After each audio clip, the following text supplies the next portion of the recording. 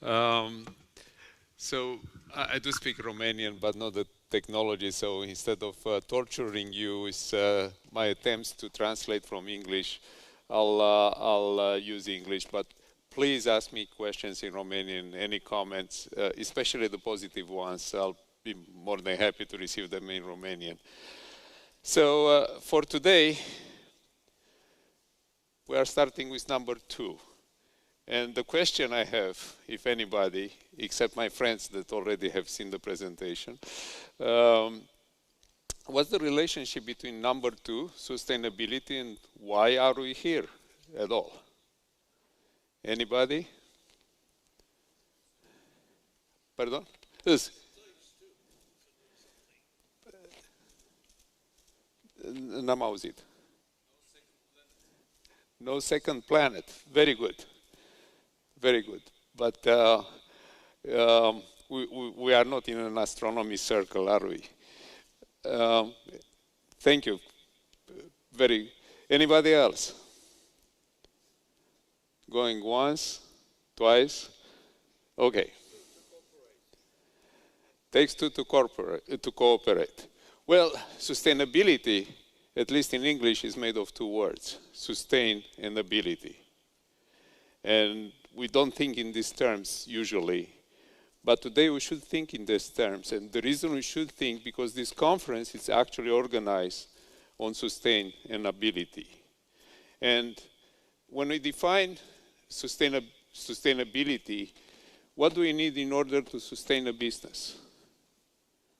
Lei, dollar, euro, finance, money. What else we need? We need to really direct our investments toward what is called impact funding. So yes, we don't have 2 planets, but to keep this one going, we need to focus our investments in one direction, and the direction is sustainability, ESG, environmental, social, and governance. What else we need? Technology. I put a couple of examples like manufacturing, robotics, and I think you have outside a number of great examples about that. What else we need? Insurance. What we measure is sustainability. I'll explain a little bit later that what we measure is actually risk. It's an indication of risk. And again, on the sustaining part, supply chains. Romania, it's really a part and parcel of the global supply chain. And I'll talk more about that and the influence of the European community in the new legislation that is coming into force starting January 2024. Now, abilities. Abilities, we need digital transformation. We are in the middle of AI transformation, and I'll talk about this a little bit. I'll focus actually on the ethical AI, artificial intelligence, and large learning models. What else we need? We need to be secure. And cybersecurity is another topic I'll touch on today. And again, you have examples throughout the conference about that. And digital twins. How many people know what's a digital twin? It's also number 2. Nobody?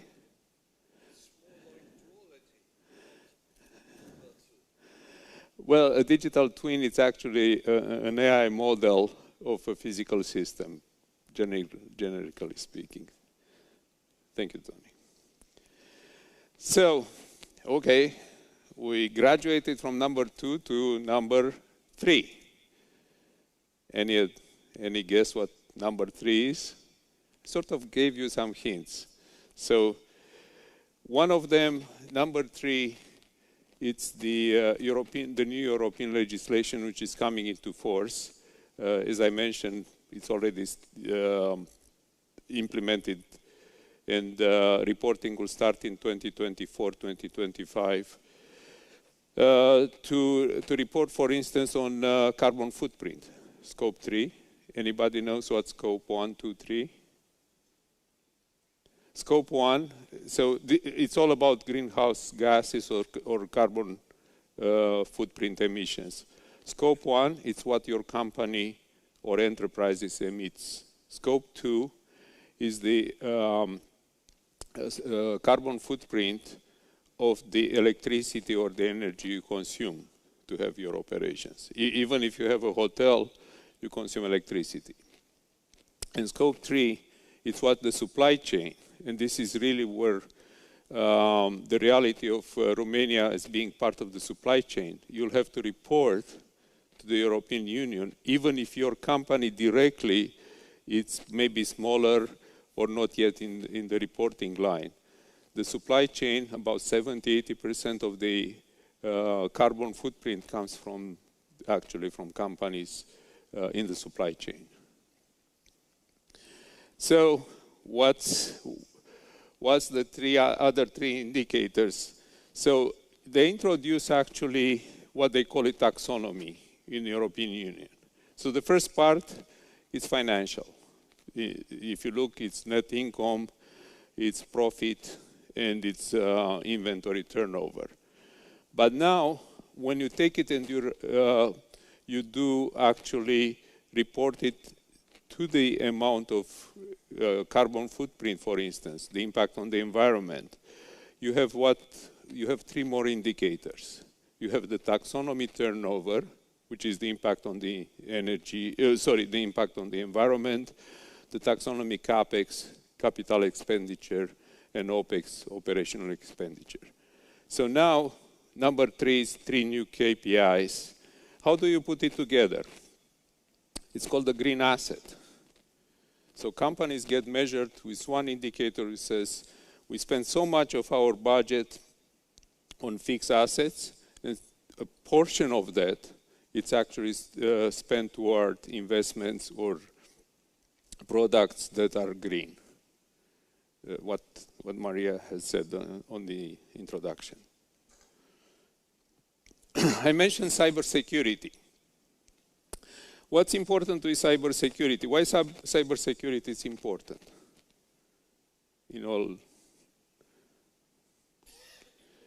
If we bring technology, what's happening if we don't have cybersecurity? Well, we have a number there. In average, its losses in the $9.5 million US dollars. But that's not so important because that's a sort of an average. Companies can go down. Hospitals can get down. Companies can go bankrupt. Supply chains can get interrupted as a result of cyber attacks. So what is the European legislation now putting in place? It's strict disclosures. And by the way, it's not only European. In the US, it's exactly the same process. You have to report in 24 hours now to the Security and Exchange Commission.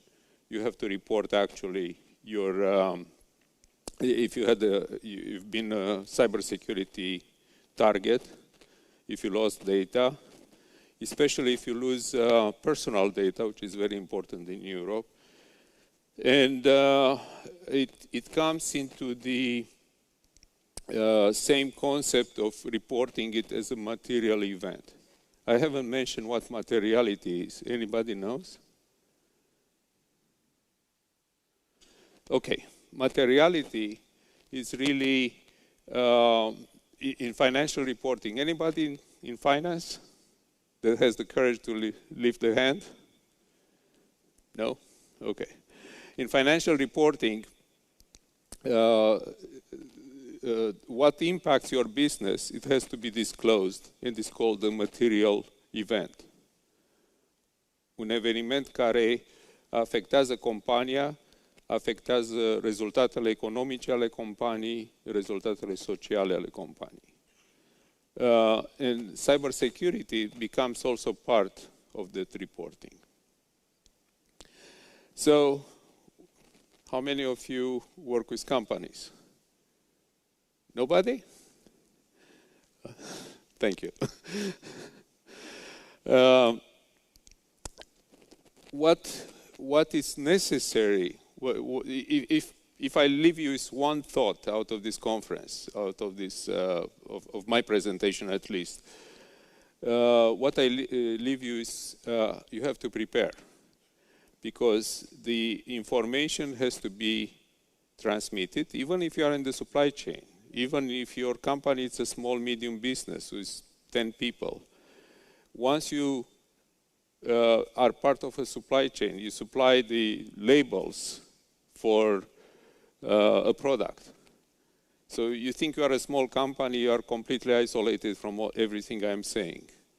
No, because you have to report the amount of greenhouse gases your company produces, and this goes up, gets rolled up, and gets rolled up into actually the head of the supply chain will report. Let's say it's Walmart.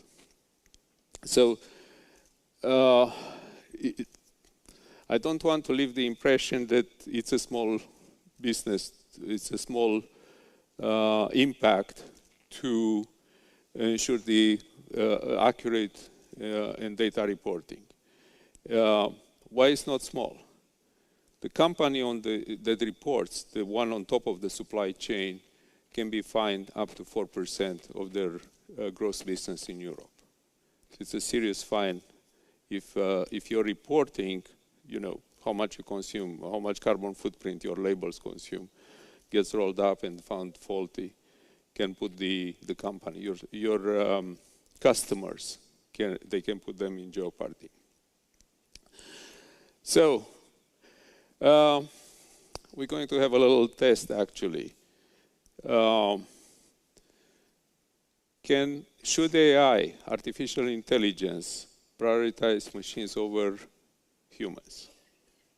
Yes, no? I'll give you the case. So imagine you are a major electricity producer and your network is managed by artificial intelligence.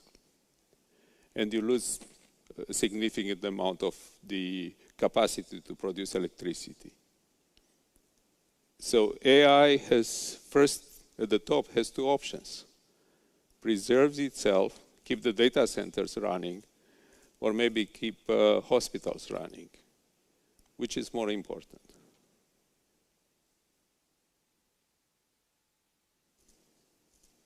It's not always possible to make this decision, because the network, the electrical network, has rules of its own. Yes. So once you remove the control of the network, the whole network collapses, I think you said.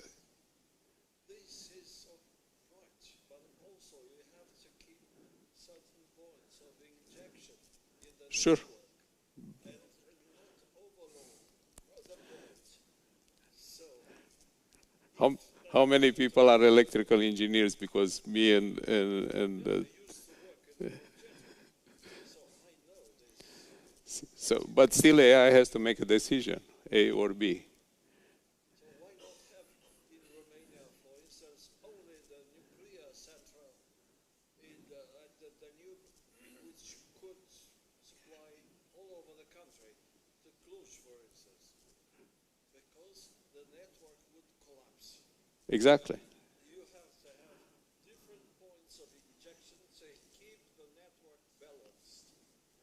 Absolutely. But even beside the balance of the network, the fact that you may kill actually more people by removing the control of the network. Imbalance means eventually more blackouts or total collapse, total blackout.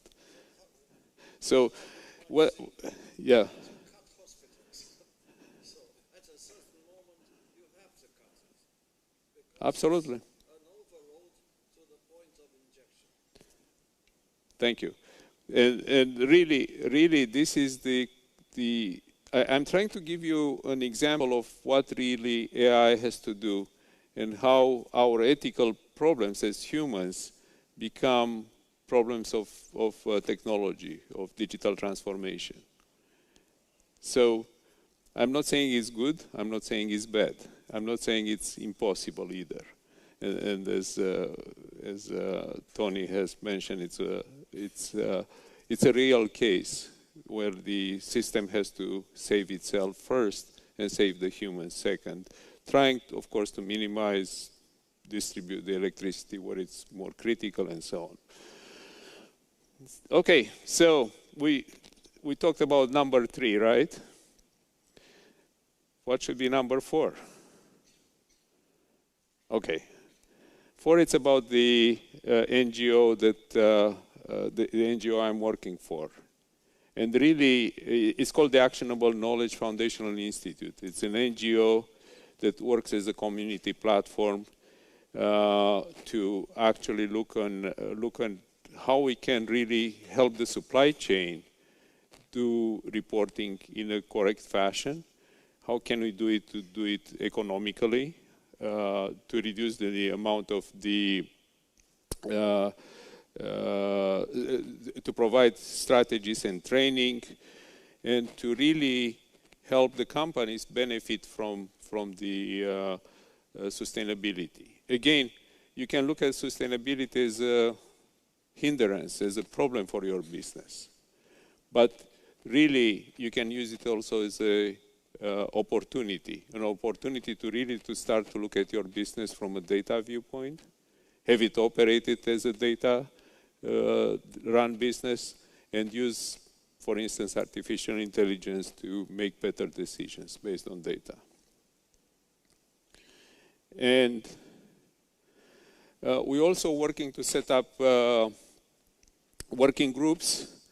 And the example I'm bringing here is how a tire company has to work with multiple car companies to produce the reporting. Each car company has its own objectives for sustainability, for ESG. When you put them together, the tire company will have multiple demands, sometimes conflicting demands on how to produce data and how to monitor the data and how to report on the data to the car manufacturers. Remember, the car manufacturers may lose 4% of their gross revenue if the reporting is incorrect. So it's not, again, it's not an option anymore to have correct data, to have real-time data, to have proper training for the people manipulating the data. So I want to conclude today really quickly. Number 2, what was about? Sustainability. This is the rest of the conference today. And when you go through the exhibition floor, when you look at the other speakers, you'll see part of these talks are about finance and how we create these sustainable models, business models, industry. Then we talked about, and I put it like 3 by 3. We talked about double materiality. Remember, there is materiality that is financial reporting, probably 100 and 150 years old. Excuse me. Then there is materiality that is related to the green, to the sustainability, to the ESG. The European community now applies the same rules. By the way, California also is coming the same way, and probably US will follow. Many other countries, I know Singapore is following the same model. We talked about cybersecurity as being critical if we handle data. And we talked a little bit about ethical AI, how trying to give you a feel that AI, it's a complex system, but it needs to be used in processing the data. So when you come to report, trust AI, but verify it. And finally, but the last but not the least, I talked about the Actionable Knowledge Foundational Institute, where we train and where we raise the issues of sustainability in the supply chain. One of the examples being creating working groups or task force.